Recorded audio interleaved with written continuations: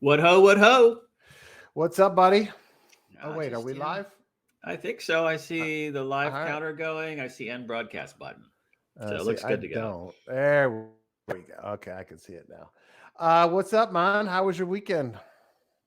It was fun. I spent Saturday, went over to Merrick Park, saw a movie, bought some stuff for my daughter for Valentine's Day.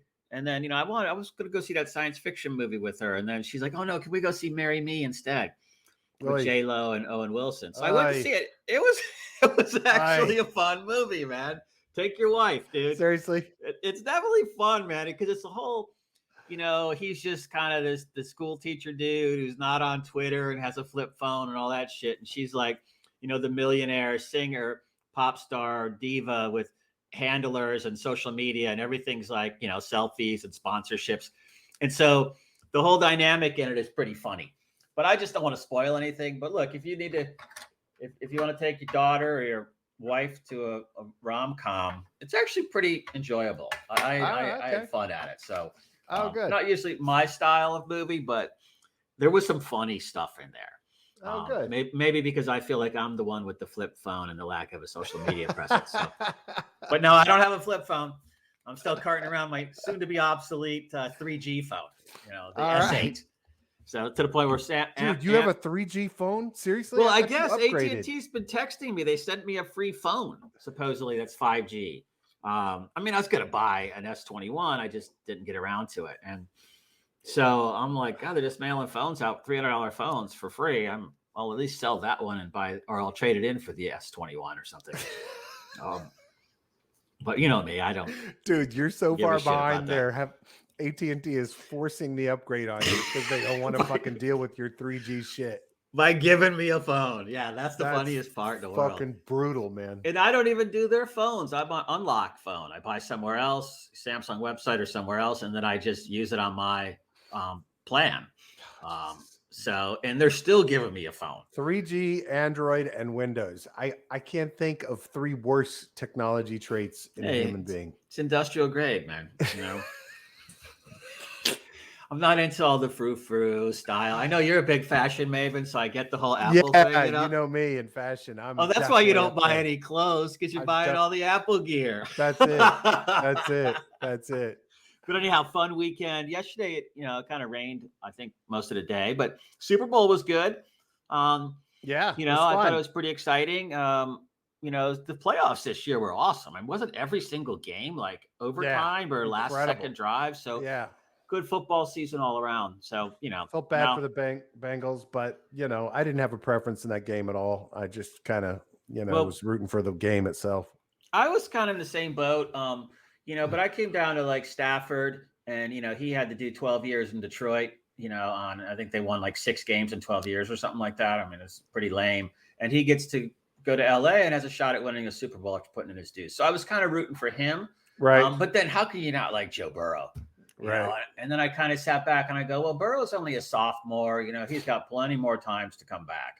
Yeah. And so that's in the end, I was just barely for LA, but I don't think they covered the spread. Wasn't the spread like 4.5? Yeah, I thought it was like 5. So yeah. So sad day for Rams fans who bet it. Yeah. But anyhow, so commercials. I think for me, in terms of kind of response and ability, Coinbase took the cake for me, man. I thought that ad was fucking brilliant. The QR code one?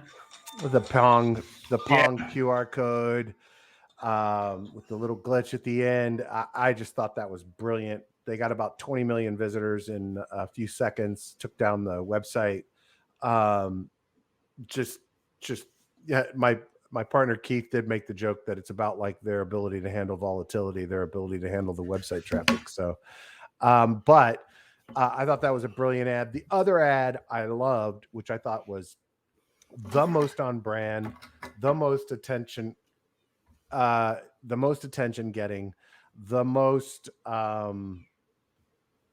brand, the best way to get their brand across was did you see the Liquid Death ad? with the kids all with the kids getting like jamming to the banger metal with the tall boys in their hands, passing out on the table and stuff. And then the pregnant mom drinking. I was just dying, man. I was like, what the fuck is this? I didn't even know what Liquid Death was, right? But I have a feeling that's going to have been a very effective one for them. That was, to me, brilliant. Yeah, I loved that one too. When I was at that Art Basel NFT show, they had, free drinks and stuff, of course. And so it was like Liquid Death. And I was like, yeah, I'm going to pass, because I thought it was beer. Yeah. I didn't know it was water. And their whole shtick is no plastic. Just recyclable stuff. So, I mean, stuff that actually really gets recycled. Right. And so I thought that was brilliant. And the QR code one, it was great because it forced me to try to find my phone and try to scan that thing. And I'm sure it was, 40 million people trying to do that at the same time. Exactly. So. I got into a little debate on Twitter with my partner, Keith, at Material Indicators. And he's like, well, Coinbase only ranked 7. I said, that's on certain. So EDO, the ranking company, ranks them based on search on the brand after the ad runs, right? And I said Coinbase skipped that because there was a QR code on screen. They had no way of gauging what Coinbase got from it. I have a feeling in terms of actual engagement and impact, Coinbase had the highest. So Chuck said the best ad was Arnold and Selma. I must have gone to the bathroom. I didn't see it. Arnold and Selma. It sounds familiar, but I can't remember what it was. Selma. I have no idea.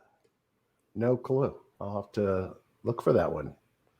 And evidently, electric car company Polestar had the highest search engagement from their ad, which I thought was interesting to see. But I actually must have been in the bathroom when that one ran because I didn't see that ad.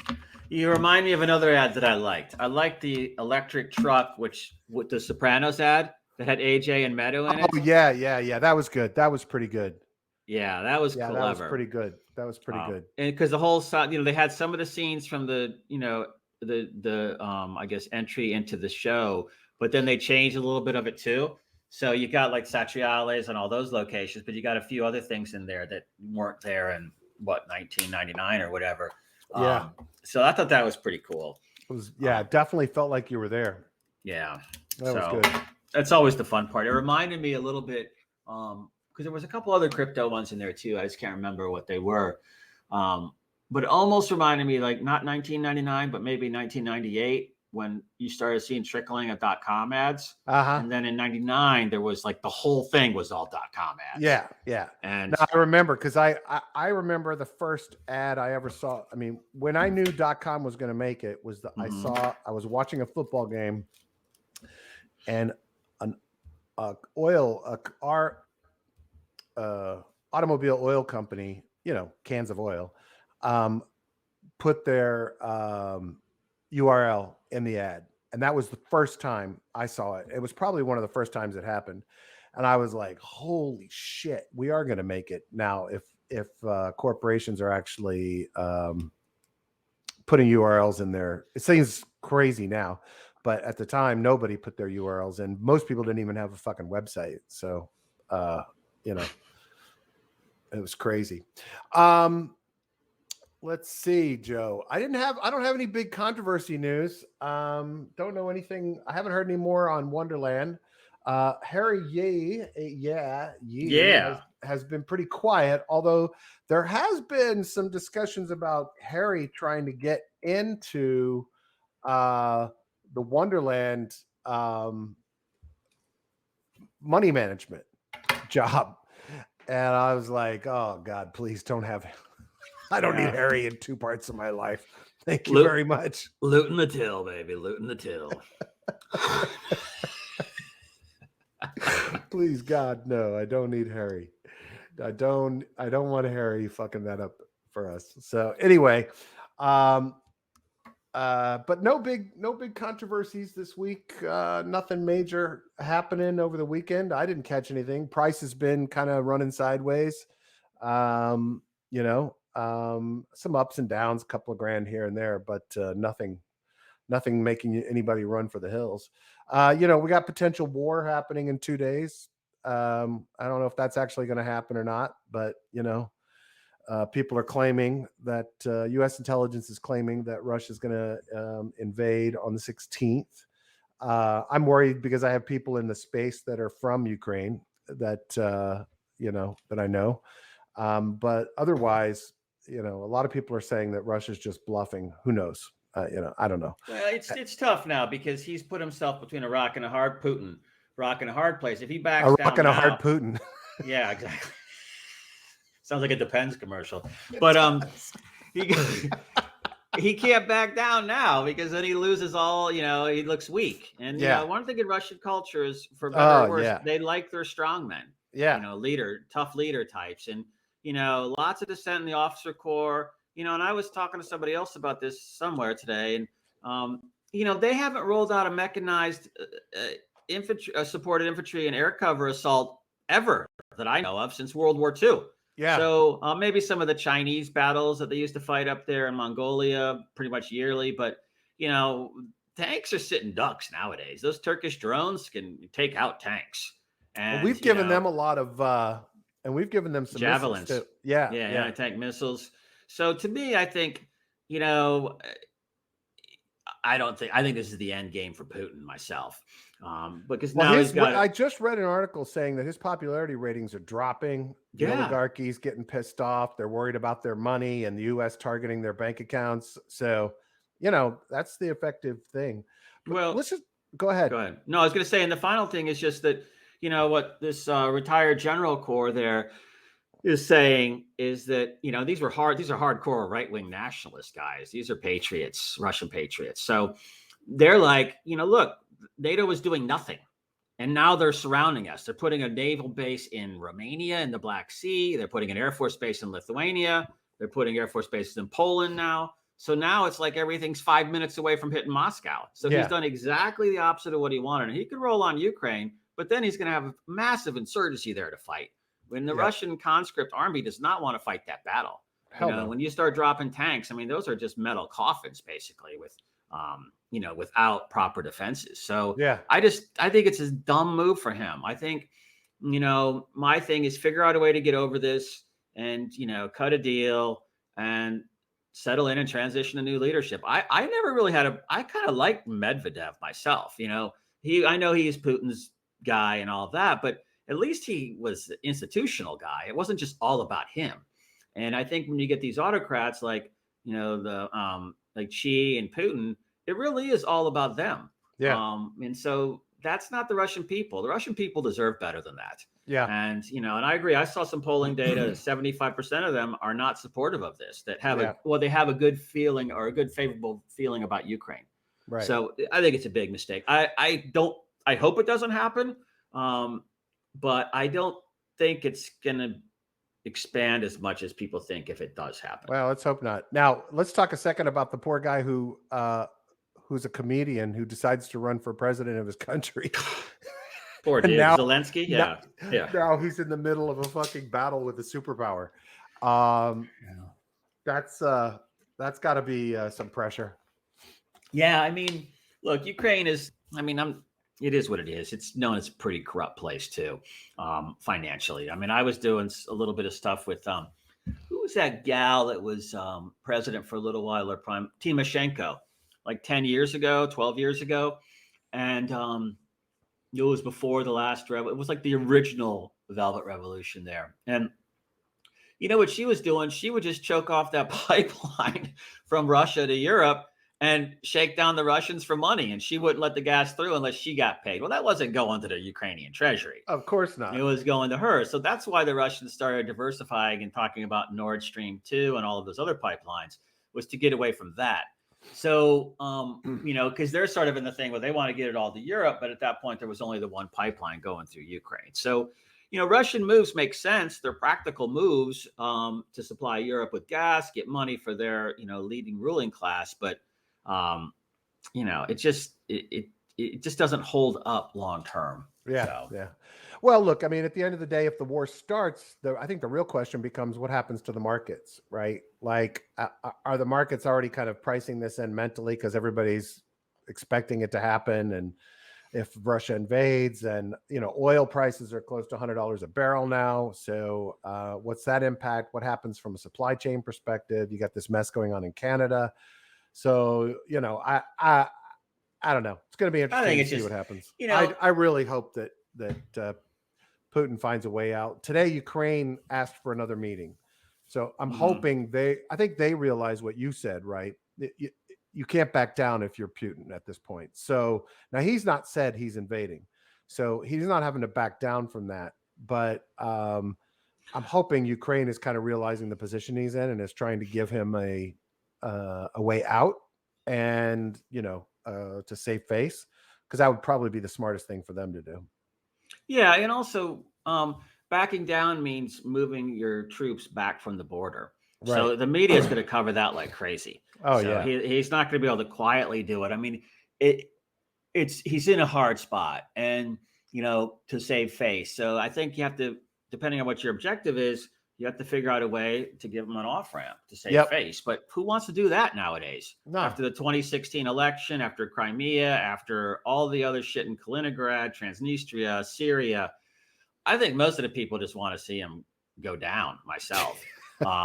But then, have somebody else take over who's more pragmatic, because I've always wanted Russia in the EU and, into those structures, because the Russian people deserve it. Yep. And, I told you, I have friends, there was a friend of mine, my daughter used to play tennis with her. I'm not going to say any names, but, her dad was, in the Soviet army. And it was funny because, I used to go to some locations in Western Germany, and she was on the Eastern German side in bases. And, so we were friends, but I knew more about their military structure and their intelligence structure than she did. And her dad was like a general. So, I mean, I don't want to say the names, but she didn't even know what the Russian military intelligence group was called. Wow. And I said something to her because I figured out that's what her dad was. And she was like, wow, it's weird how you guys know more than we do. And I said, well, it just is what it is. So she was an Army brat too. And, none of these people are happy with this situation. They all want the nostalgia of the Soviet Union. But, we remember when Khrushchev, well, man, I wasn't alive then, but when Khrushchev was in California talking about raining fire down in America, his son has been interviewed a lot on NPR. And, he goes, the generals were all looking at you going, what the hell is he talking about? We have like one or two missiles that maybe work. And so, we responded to like there being 5,000 missiles coming at us. And they're like going, shit, didn't even probably work. And so I kind of have a feeling, in these autocratic or totalitarian regimes, you are spoon-fed a lot of stuff. Yeah. And I think that, it's time to get on to the next layer of leadership in that country. And let them kind of take on all the shit that we have to deal with. Exactly. in our lives. And, exactly. And then you'll say, hey, it's a lot harder than it looks. Exactly. But I wish for the best. I don't want war to happen. I don't want people to get killed. But, that's not my call. Yep. Absolutely. Just retweeted this thread real quick to everybody. We talked about Cow token Cow swap coming out. Yeah. And this is a really good thread valuing it, relating it to Matcha and 1 Inch. His take or her take, not sure what it is. I just retweeted it. It's on my wall at B05 Crypto. Is 467 per Cow token. I did get airdrops in 2 separate wallets of these. And they have a staking mechanism available. You can lock these up for years or shorter term, etc. One set of the wallets I got this on, I can't lock them up. The other one, I may. I interviewed Felix Leupold, the guy who built the infrastructure with the team there. I'm thoroughly impressed with everything Gnosis and Cow is doing. And so I personally, for myself, consider it a good long-term fundamentals investment. I think the biggest part of CowSwap's play is going to be being a integrated provider of swapping, MEV protecting swapping, similar to how people integrate 0x protocol and other protocols for swapping into their protocol. And this will be a good partner for us, Joe, later on, but when they move to other chains.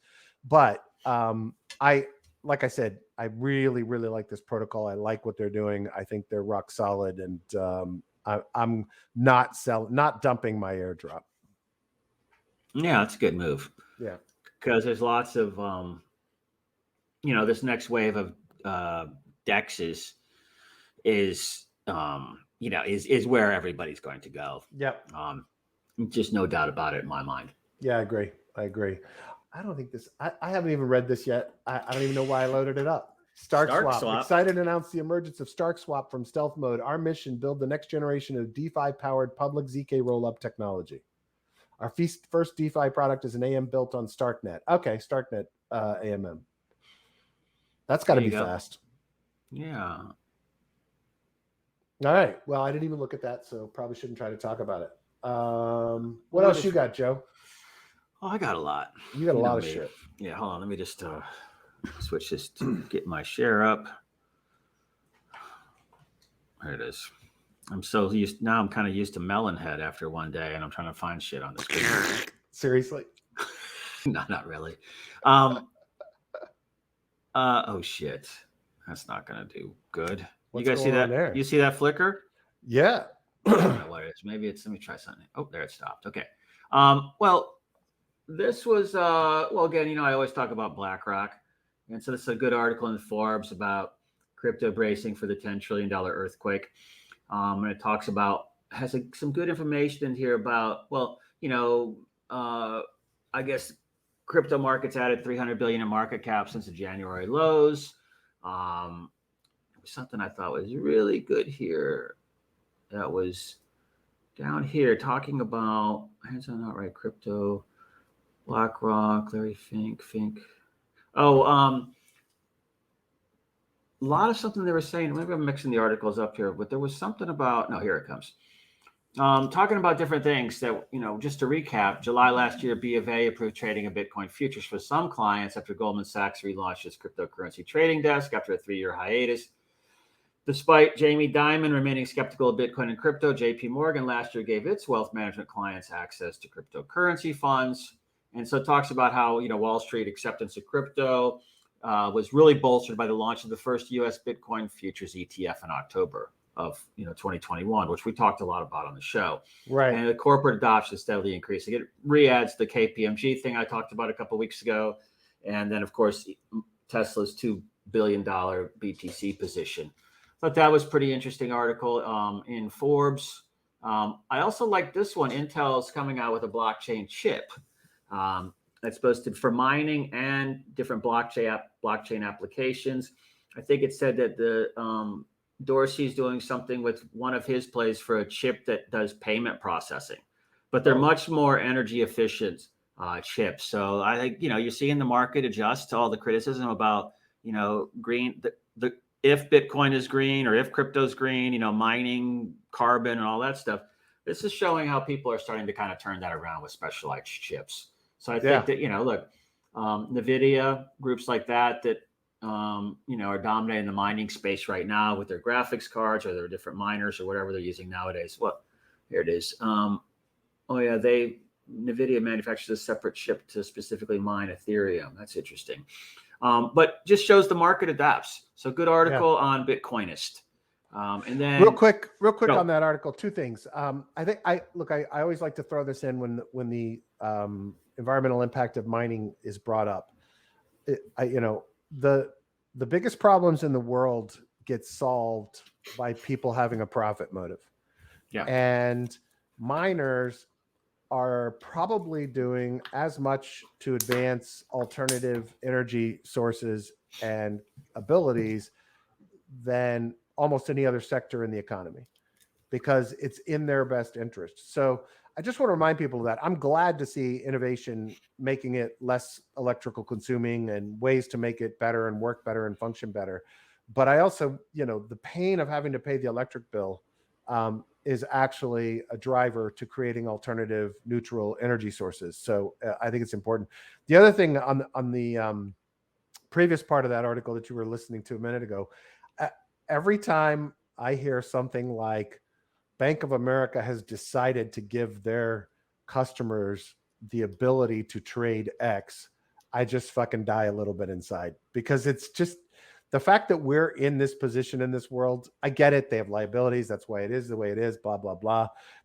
It's just amazing to me that we have these conversations where we talk about some big fucking bank deciding whether or not I, as a client, am allowed to utilize or try out things because I have my money in their system. No, I don't think it's that. See, I think that's overly well, that's what the article said. No, right? What it says is they're offering it through the platform. They're not giving them permission to, oh, you can't do it. They're just saying, now we're going to offer it to our clients. So I think maybe the language of the article wasn't incorrect, but how could they give anybody permission? Well, essentially they are. If they don't make it, if you have most of your wealth being managed by Bank X, and Bank X doesn't make crypto available to you to trade, then you have to extricate yourself from Bank X to go somewhere else to trade the crypto. Not everybody keeps all their money in one bank, dude. I totally agree. I just think as a society, we shouldn't be in a place where, like, if I had my druther, if I were running a bank, I would be smart enough to realize that providing, easy options is going to probably secure a lot more clients. But yeah, but I'll say another thing. When you're pulling down $100 million a year, I don't think you're going to be the big innovator at that point. Probably not. Coasting. Probably not. So it's like, how do I keep getting paid? Exactly. And it's like, number one, who you can't piss off? You can't piss off the government. So they're just trying to have I totally get it. I understand why it happens. I just hopefully we'll get to a place in our world where that we don't give a shit. Hey, I'm an idealist most of the time until I become a realist. So I like to aspire to things, utopian things, but reality this isn't utopian. This isn't utopian. The bottom line is if people don't drive for this shit and get pissed off about this shit, then it doesn't happen, right? Bitcoin doesn't exist if there isn't somebody who's like got utopian vision of creating. Depends on who created it, right? Well, okay, that's just silliness. No, they would have put a backdoor in. Okay, I'll leave it at that. But yeah, I get your point. Look, I'm a romanticist too, an idealist. I want everything. I want everybody to be happy and all of that. But after all this time, I realize it doesn't work. There's always somebody missing out. Yeah. See, but here's the thing. Like, I'm going to push back on that Go ahead, idealist to utopian dig you threw at me just there.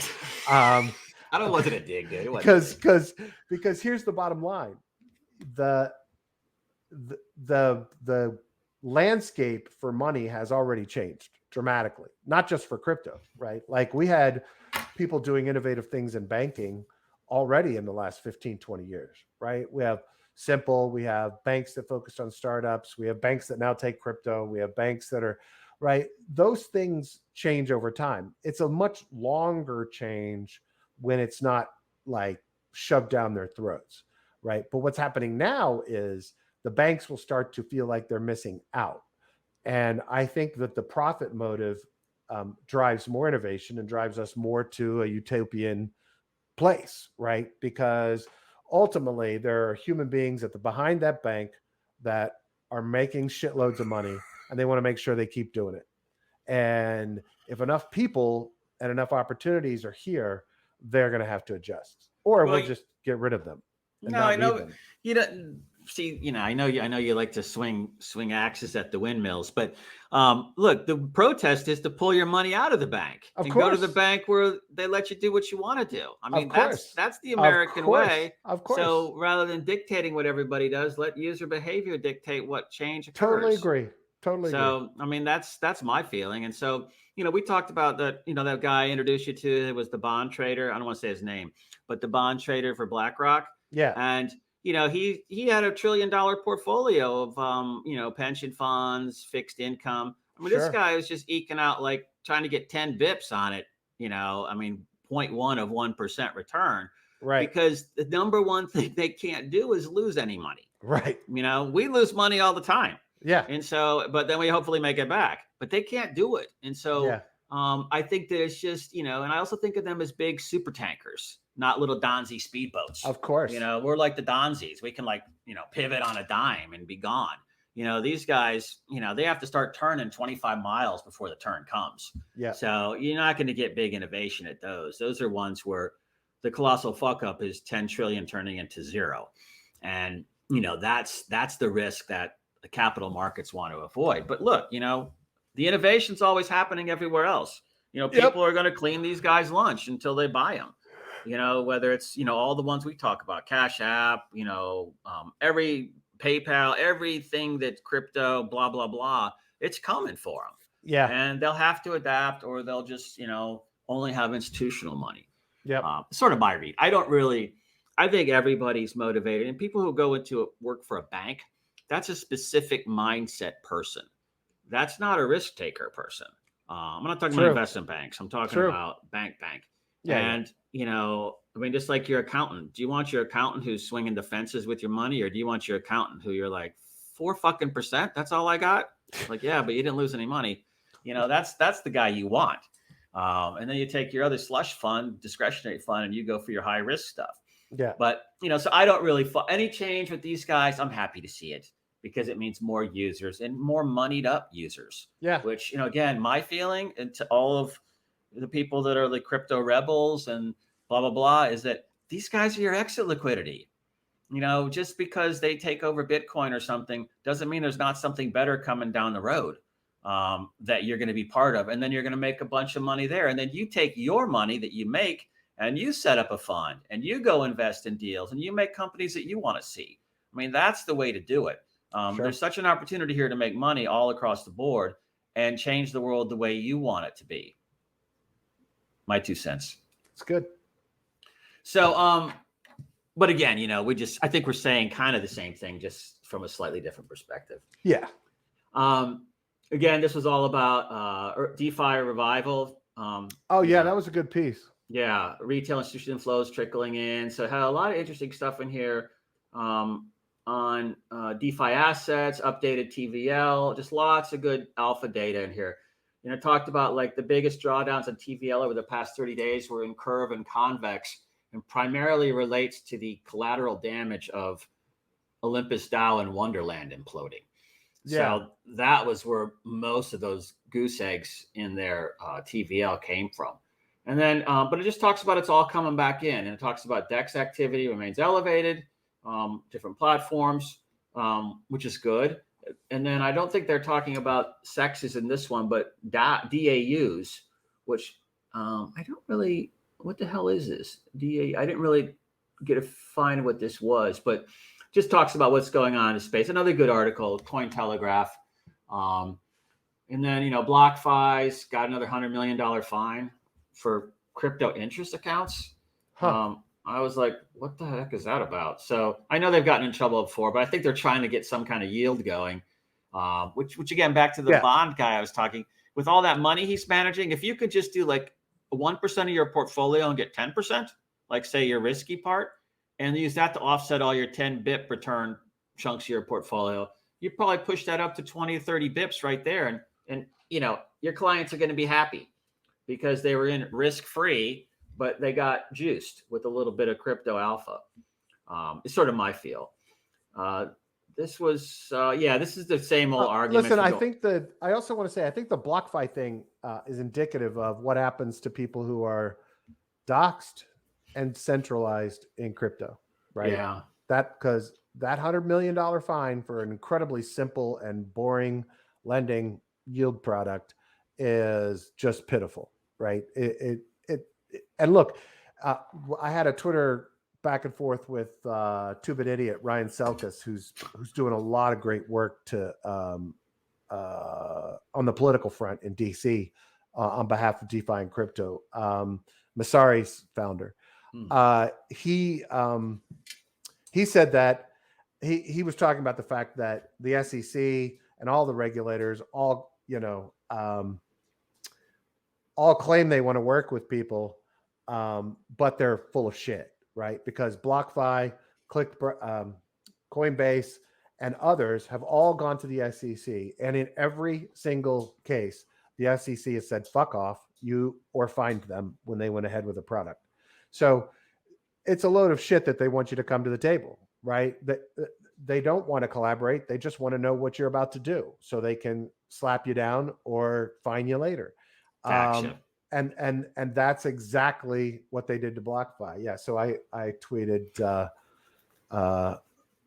SEC message from the SEC. Please come collaborate with us. We want to work with you, and then kill you. Because that's essentially what their goal is. Did you tag them? Huh? No. Tag SEC? I'm not that. I'm not that. I was like, oh, yeah. Hey, sorry, this is Steve here.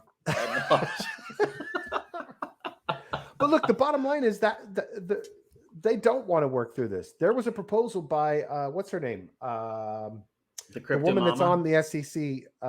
Crypto board. Mom. Yeah, Crypto Mom. She put together a proposal to sandbox crypto and to allow it to flourish and to allow people to experiment and try things. And the SEC said, fuck no, right? And look, they are not going to be a friend. Gary Gensler has no interest. Gary Gensler has an interest in when he gets out of government again, he goes back and makes big money just like he did last time. And that is not going to be working for BlockFi. That's going to be working for Goldman Sachs. Yeah, Goldman Sachs. After it acquires Coinbase. Oh, there you go. No, I know he's, I don't know. He seems to be focused on this area of crypto lending. And yeah, I think it's low hanging fruit. It's easy, and the regulatory framework around lending is pretty deep, and it gives them things to grab hold of, and offering the yield on it gives them SEC stuff on it. Isn't it the same thing that Circle got in trouble for and Coinbase got in trouble for too? Yep. Didn't they both get Well, Coinbase went to the SEC for months and said, we want to launch this product. We want to be compliant. We want to work with you, blah, blah, blah. And the SEC said, fuck you. If you launch it, we're coming after you. Yeah, that's probably exactly what Gensler said. I wouldn't surprise me in the least. No, these guys are all, I don't want to say, they're looking out for career basically over anything. Of course. But I think the lending one is, look, it just, again, as I say, look at what we're focusing on, 2018, 2019 type shit. And now they're pushing toward the edge of innovation. They're focused on lending protocols. Yeah. Okay. So it's like, when are they ever going to get to Alchemix and shit like that? 2035, Exactly. I mean, I'm just like, so, and if I'm doing something like that, I just keep doing it. And then when they say, I'm not telling anybody to do that, of course. I'm just saying that, and then I guess when they find you eventually, you lawyer up with, Denton's or Hogan or, Arnold Porter or Foley or any of those big DC multinationals who have, ex-SEC people all over the place and ex-presidents and, well, not so many ex-presidents, but, senators and ambassadors.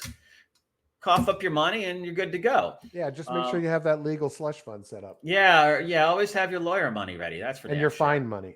Yeah, and you don't keep it in the same wallet as your other wallets. You keep it somewhere where you can just go to your phone and send 20 million to someone like that. Exactly. And just say, hey, here you go, guys, take care of this. But then they will. But this process all creates new law too. Or new statutes. Well, what this process does too is forces people to be anonymous and definitely not operate in the United States. That's what they're doing. They're forcing talent out. They're forcing people to that are building protocols. They're going to force those people out. So, yeah, no, it's a shame. I mean, Eamon, you're absolutely right, man. And that's the point I made over the weekend is he says, here, I'll show it on screen. Just disappointing that they settled. Sets a bad precedent where they can target the little guys now. Exactly. And obviously BlockFi is not decentralized, nor do they give a shit about DeFi. They're a centralized player and they could give a shit. So are they the little guys? I thought they're pretty big. No, he's saying that they settled. It just makes it easier now to go downstream after the little guys. And I agree. But everybody's kind of settled. I mean, Ethereum's settled. Ripple's organizing up their final thing for approval. Yeah, but Ethereum, Ripple's of all the players in the space, XRP is the one most fighting the SEC, right? Like beating the shit out of them in court. And I don't think they're beating the shit out of them, but they're fighting them. Yeah. Well, fighting them, but they've won some victories, and the fact is they're the only ones so far I've seen do the right thing, which is fight them. Frankly. Well, whatever happened to Kick? Remember when Kick was fighting? Kick fought him and then got settled. Crushed, right? Yeah, well, they settled again. You know, they had all to. because here's what they do. You know what they're doing is they're threatening them with jail time. That's what they're doing. That's where they get them. Yeah, no, I was thinking about look, but those are the high profile ones. I think the little guys, I think you're under the radar screen. By the time they get to these guys, you're right. It'll be 2035. Yeah. So, I mean, I remember some clients that did ICOs. I mean, not when I was there, of course. I was there after the ICO. But, I was, me, I wait till they get cashed up before I show up. But I'm like, I was always going, what the fuck's going on? Why aren't they going after these guys? And these were US dudes, doxed, all of it. And, they never did. It's resources. So, they don't have the resources. So I'm like, they go after the egregious shit, like, the stuff that the celebrities are in. That are usually the big hustles. And people that obviously just scammed with the money, rug pulled. Yeah, James said something here. Let's see here. It says it's funny to see how the SEC goes after projects with legitimate use of protocols, not after the scams. Yeah, right? Yeah. I mean, they could spend all day being heroes going after the scams. Like they could quadruple the staff of the SEC and not catch up to all the scams. Yeah, no, I mean, I was amazed at how many SEC offices there are around.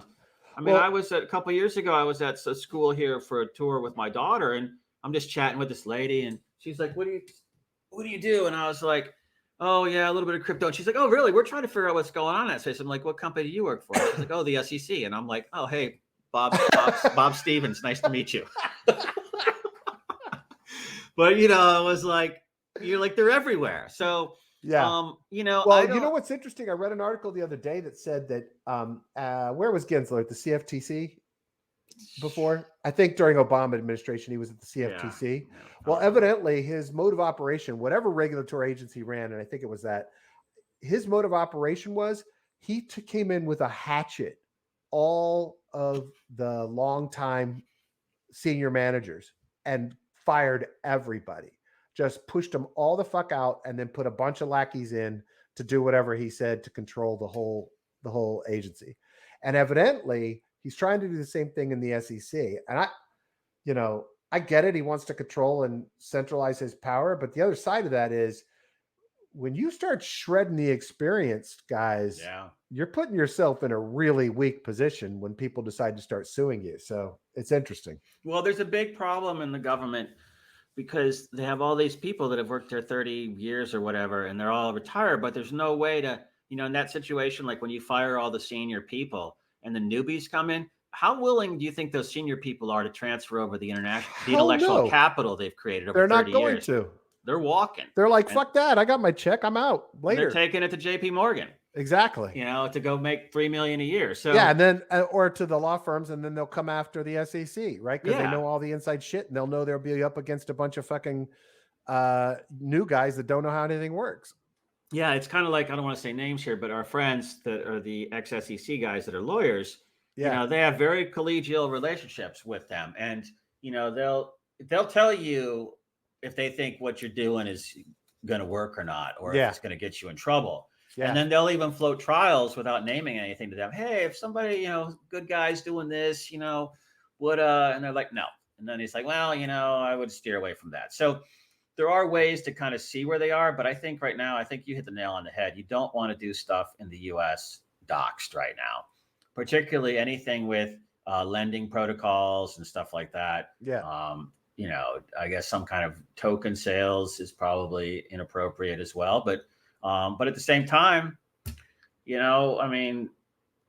go big or go home, right? So go for it if you want, pay your fine. Well, there are structures like, anybody that's doing a project, feel free to reach out. We won't give you the advice, but we do have some attorneys that are doing some really interesting stuff in the US from a structural perspective. So yeah, the only issues is that you've got state law and you've got federal law. And so it's hard to keep. I mean, like I was looking at this BlockFi thing again, and there's like 4 states in there that is half the settlement. And it started reminding me of, another lawyer who was the general counsel for Second Life. And, you know, she had to go out and get money transmittal licenses with every single state for Second Life in like 2009, 2010. Yeah. And that's not easy. That's not just like going online and filling out a form. Look at Binance US. It took them like 3 years to get their licenses. Because if that. And I think they acquired some. Yeah, you're before the banking commission of every state to pitch. So who's on the banking commission? Yeah. Bankers. Okay. So how much do bankers want you in crypto around? Not much. Exactly. So, you know, it's tough to stay compliant, and then you could still get in trouble. Yep. You know, and that's probably $3 million of legal fees right there.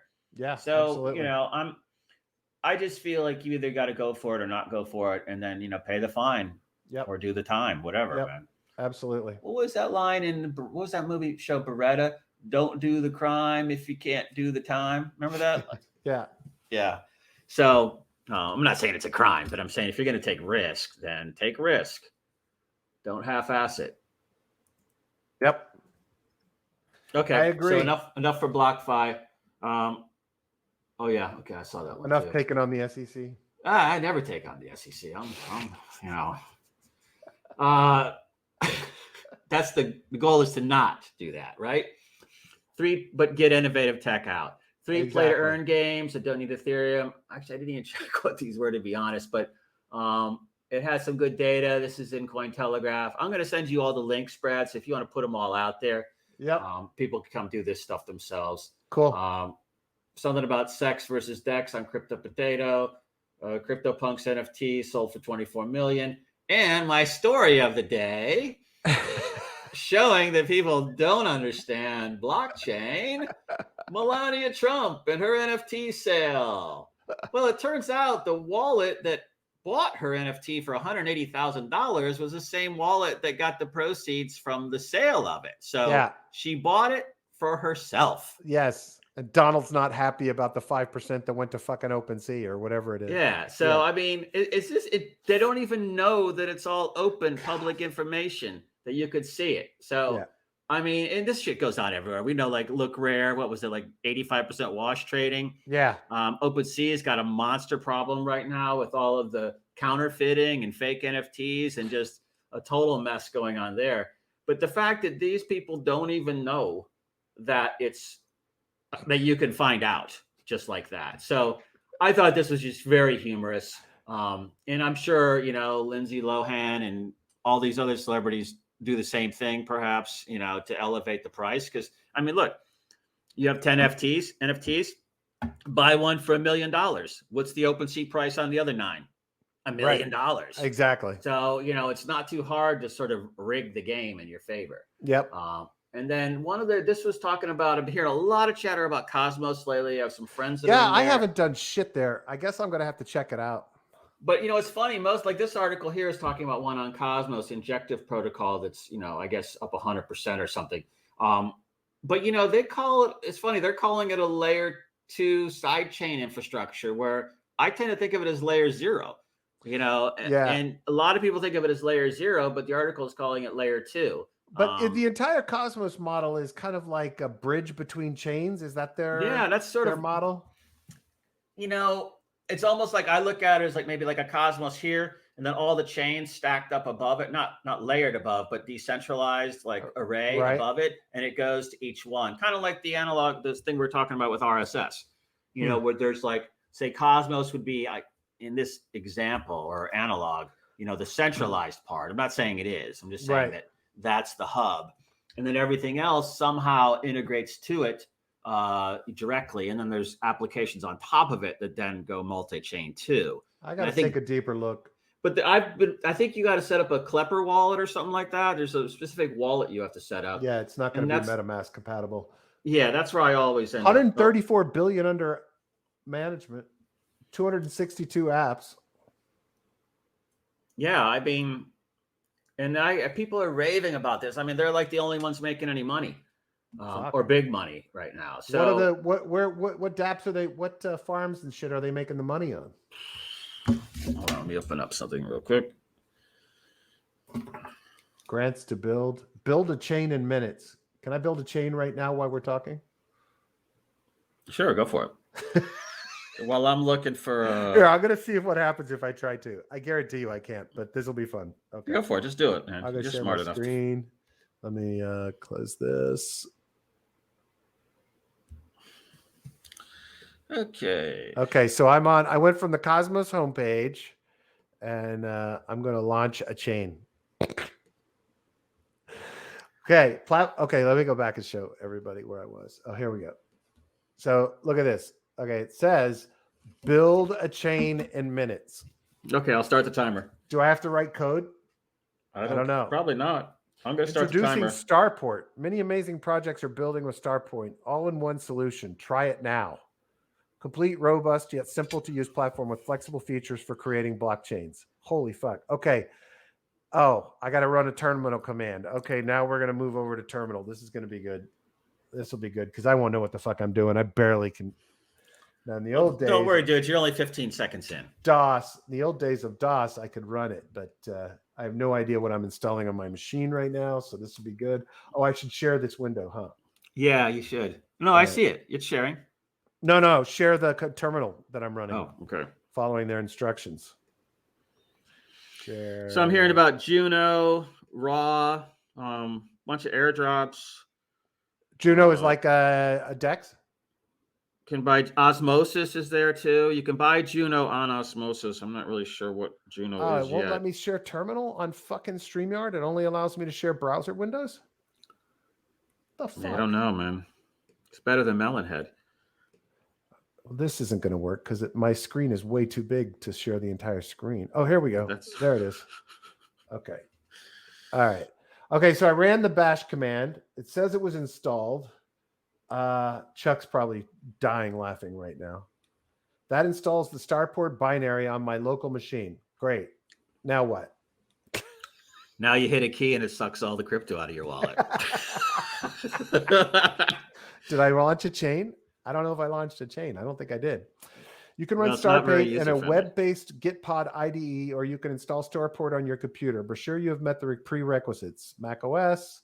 It's a Go programming language. Install Go. Ensure the Go environment variables are set properly in your system. Verify your Starport version. Let's see if I have actually Starport version. Oh, yeah, version. Okay, so the next AMM this person's doing is Juno. It runs similar to Osmosis. Some EVM launch is coming. Something. Yeah, it's looking for Go. I have to install Go. So Juno is interchain Solana, staking APRs over 100%. For those that stake Juno and voted on governance, in keeping with the Cosmos OG vision, I first did to get airdrop 15 neta next week, 1,700 per coin. So it looks like you need to be doing something over there, staking Atom and Juno and doing stuff on Osmosis. It looks like some spreadsheet here, pool incentives, subsidy balance. So this looks promising. Yeah, they just seem to really have. I have not dug in, so they seem to have really. We expect a full report of your Cosmos experiences in the next few days, Joe. Yeah, well, it's probably going to take me a day to set the wallet up. You know. But yeah, I'll feed this data out tomorrow to everyone. Cool. But osmosis.zone is a place to start the Cosmos Interchain AMM, the first IBC native Cosmos Interchain. Osmosis.zone. So that's a good place to start. But it looks like they got staking periods. Pools have unbonding periods, kind of the stuff we've been talking about. Yeah. You know, the kind of fixing the rebase problem and the whale dumping problem. I want to check it out. So yeah. send me some links. All this alpha you get from that private group I'm not allowed in. Well, you know, because they are all investors in another undoxed play.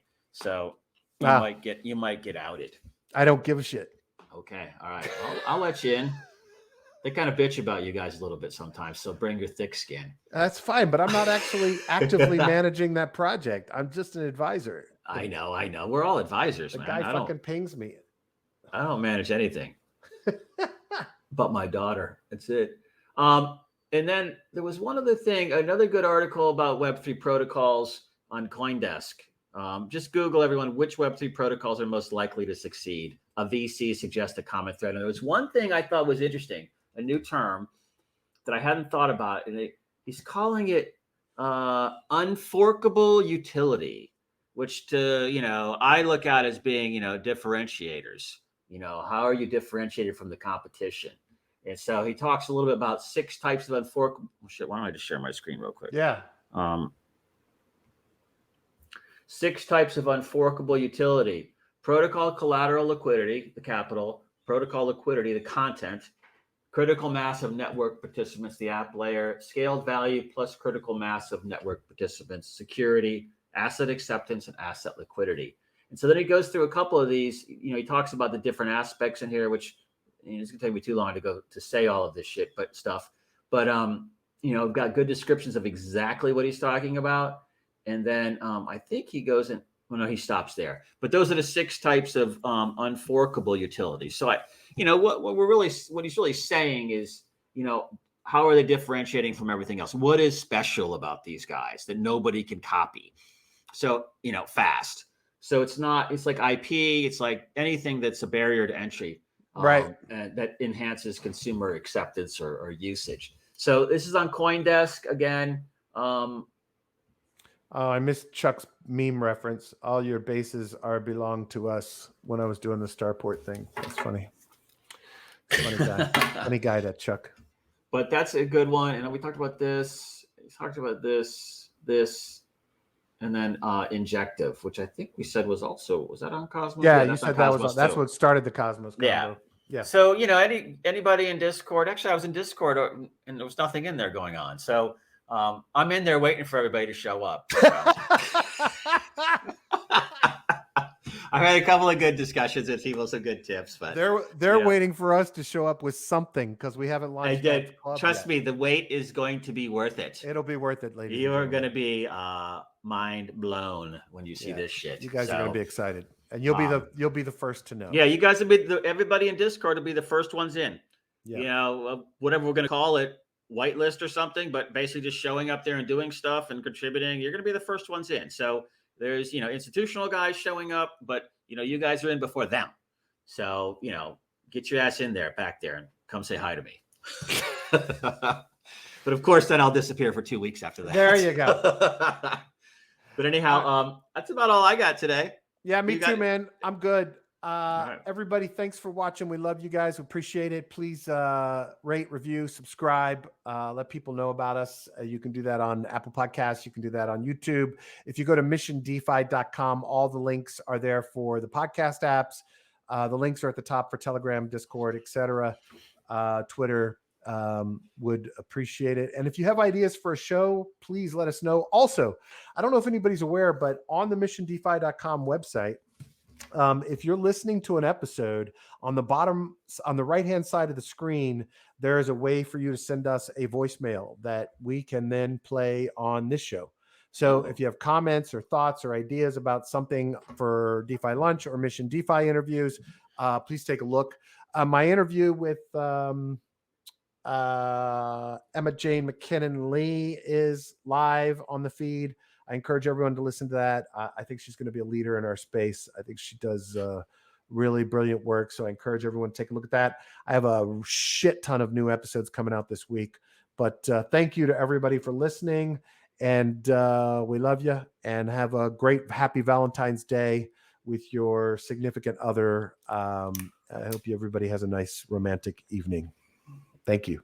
Yeah. Thanks, everyone. Thanks, Brad. Always fun.